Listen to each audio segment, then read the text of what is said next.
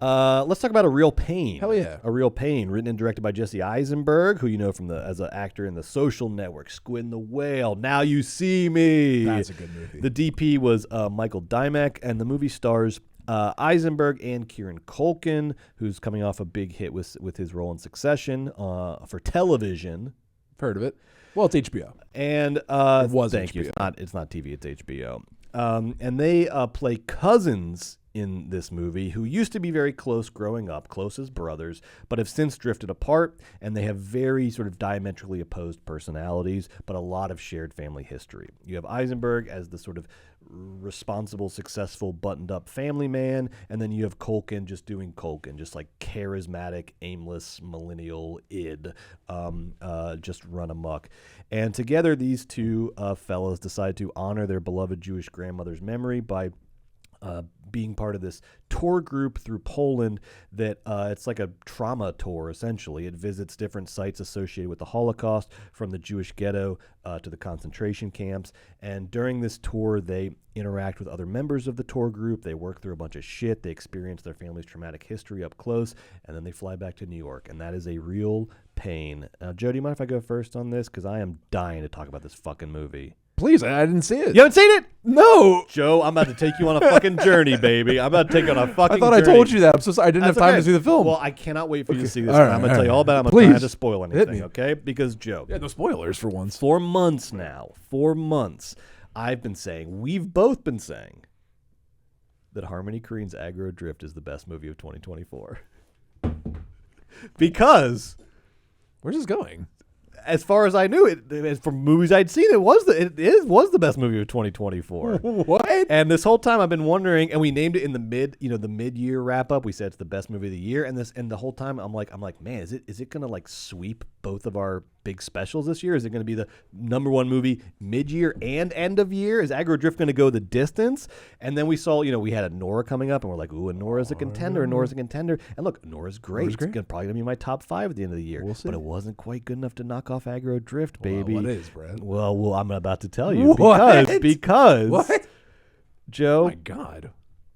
Jesse Eisenberg's A Real Pain is the best movie I've seen this year, baby. Yeah! And all it took for all of Harmony Korine's crazy, visionary, blow it all up and start over approach, it turns out that all it takes to be the best movie of 2024 is to have the best script of the year hell yeah. and 2 exhilarating, heartbreaking performances, baby. I love this, Brett. And to my surprise, some masterful direction from Eisenberg. I love this, Brett. I knew the guy was talented. I did not know he was this talented. I love this. At the heart of this movie is Eisenberg. This movie's about a lot of things. It is incredible at the way we've talked about movies this year who have done a great job of doing themes, and movies that have done a bad, heavy-handed job of doing themes. Here. This movie does themes as well as you possibly can, because it is constantly turning in on itself, interrogating itself, pushing those themes, never accepting that we've reached the end, never accepting that we've reached like an answer or a solution, but pushing. And at the heart of this movie is Eisenberg interrogating his whole Eisenberg thing, because you get Eisenberg at full. He wrote the most Eisenberg character for himself. I love full Eisenberg. You are getting like millennial Woody Allen. You're getting introverted intellectual who's not so secretly like a massive narcissist. You're getting all of the stammering and the social awkwardness. This is like he wrote himself almost, if it wasn't so well performed and written, almost the level of parody of an Eisenberg character. But you must mean almost, Brett. You're calling this the best film of the year. Yes, because he then picks the absolute perfect frenemy to play off in by giving Kieran Culkin the most Kieran Culkin character yet. And I gotta say, shout out to my real ones. We're going back to Igby Goes Down, Kieran Culkin here. Great movie. It is a great movie. This is not, I mean, it's still the affect from Succession, but this is more of an Igby Goes Down character for Culkin. He's a great actor. I didn't expect him to just do Roman over and over again. So it's not quite Roman? It's not quite. And here is, to me, what the movie is about. You set up the most Eisenberg and the most Culkin, and then the movie becomes this incredible a theme that I didn't even know I really cared about, but it becomes this exploration of extroversion and introversion and how those two things work in social situations, how they work when you're around new people, how you sort of glom on to extroversion at first because it's like, oh, we're all strangers and this guy's doing all the talking, so let's fuel that. But then the extroversion becomes a little aggressive and too much because that person's oversharing, and then you kind of want to go hang out with the introvert a little bit. It is this incredible nuanced sort of exploration of how extroversion and introversion work together in unison, in antagonism of each other, and it is so nuanced it feels like you're reading a novel. There are moments that are like so richly observed you feel like you just read like a perfect paragraph in a book. Wow. But the movie itself does not feel like overwritten or heavy-handed. It's just so elegant and insightful and funny that you're just like, man, you just accomplished so much in so little time with just like performance and good lines and well executed direction.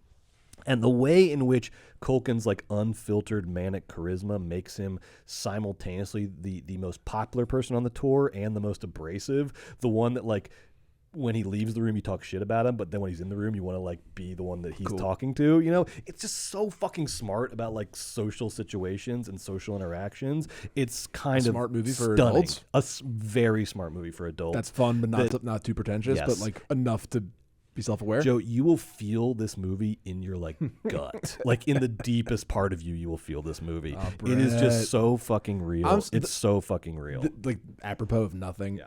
When I watched the trailer, I was like, that looks really good. You know, like it looked really good. So I'm really happy to hear that it was really good. I'll tell you what, like, and even another points column, I was like, I love the trailer. I watched like a full scene from it, and I was like a little underwhelmed. You mean like before you went to the movie? Before I went to the movie, you have to see these things in context. Because it was like a scene of Kieran like halfway through the movie, and I was just like, why is he being such a little bitch? And then when you watch the movie in context, oh my God, it plugs in so fucking well. Funny. It's so Is it funny? It's so funny. It's very, very funny. And then the flip side of Culkin's character, is you have Eisenberg sort of having this like dawning realization that nobody's like picking up on his introversion or really cares about it, and everyone just thinks he's the boring one. Whereas like he thinks he's like he's sort of Eisenberg. You think he's got all this stuff going on. He's like the heart of the movie. No one fucking like cares, and they're like deeply impacted by Culkin, who is like a mess. It's amazing the way he does this. It's so fucking good. And here's what I want to say too, because I think there will be a temptation to like categorize it as this, and I resoundingly and like firmly reject this characterization. This movie is not cringe comedy. Do not fucking classify it as fucking cringe comedy, okay? It is not cringe comedy because even though it is dealing with some of the tropes of cringe comedy, it is so humanist in the way that it approaches its themes that you are not cringing. You are leaning forward. You are leaning into this movie. You want more of it. You want to catch every move and every detail. It is taking the tropes of cringe comedy and making something new and better out of it. Fuck cringe comedy, it's dead. Long live a real pain, baby.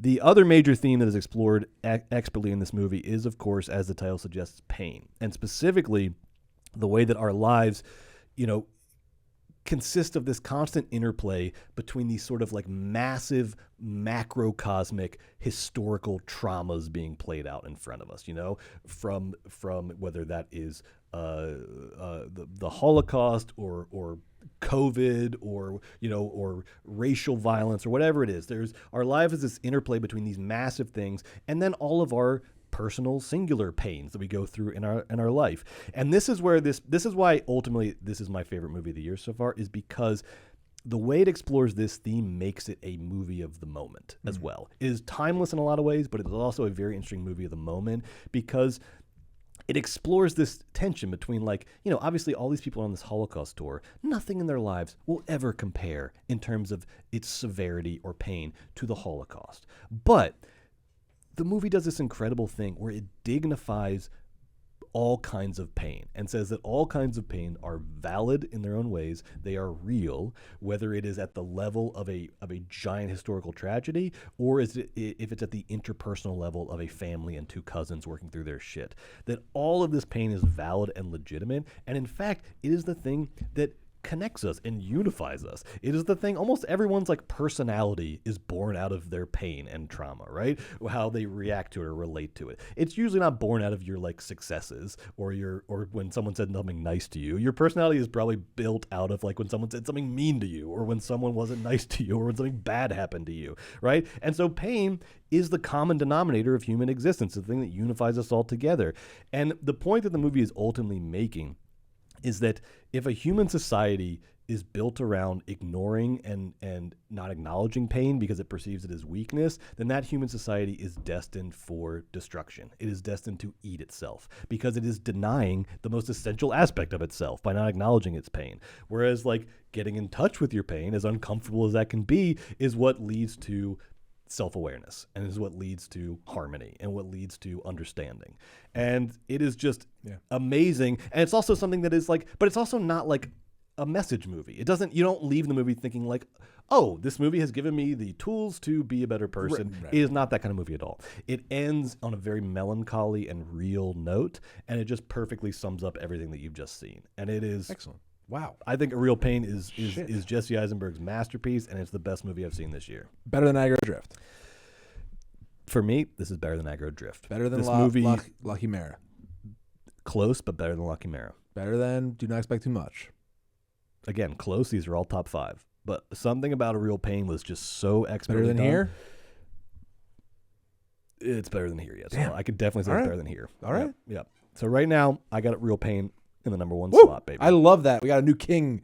Oh, man, now I got to go. Everybody's got to go see it. Damn. And look, I would love to, like, this is a movie I want to talk about. Yeah. I want to hear from people who didn't like it as much as me. I am down. I'm, like, obsessed with this movie, and I just want to talk about it. I'm so excited. This is huge. We're getting to it, baby. We're getting to award season. It comes. It cometh. This one hit me so fucking hard. That's beautiful. It hit me so fucking hard. I'm so excited.